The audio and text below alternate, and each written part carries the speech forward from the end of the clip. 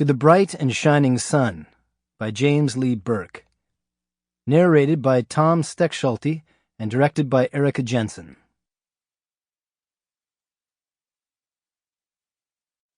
Chapter 1.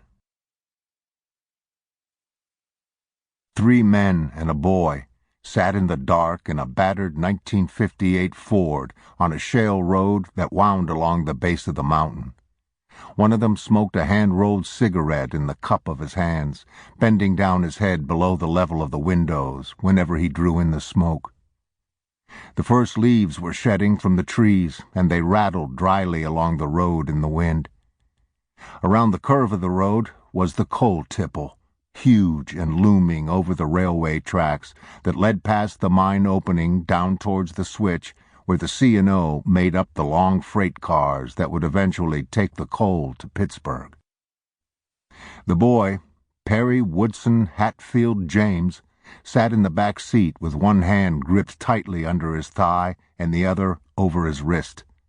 He could feel the sweat form under his arms and run cold down his sides. He believed that if fear had a smell, it would already have soaked through his clothes and permeated everything in the car. He could smell it in himself every time he took a breath. It was a rancid odor, like something dead in the sun. Big J.W. and Little J.W. sat in the front, immobile against the glow of the moon, except when Little J.W. bent to smoke off the cigarette. They were half-brothers, both fathered by a North Carolina moonshiner who was killed at the age of 76 in the dirt streets of Harlan while giving whiskey free to the miners when John L. Lewis first organized the coal fields and the National Guard was sent in by the state to shoot down a man who tried to stop a scab from crossing the picket. Big J.W. wore a tin hat down low on his forehead, and his skin was grained with coal dust, rubbed so deep around the corners of his eyes that it looked like a burn. The faded pinstripe coat he wore over his overalls was stretched almost to tearing across his angular shoulders, and the knobs on his wrist looked like white bones sticking out of his sleeves.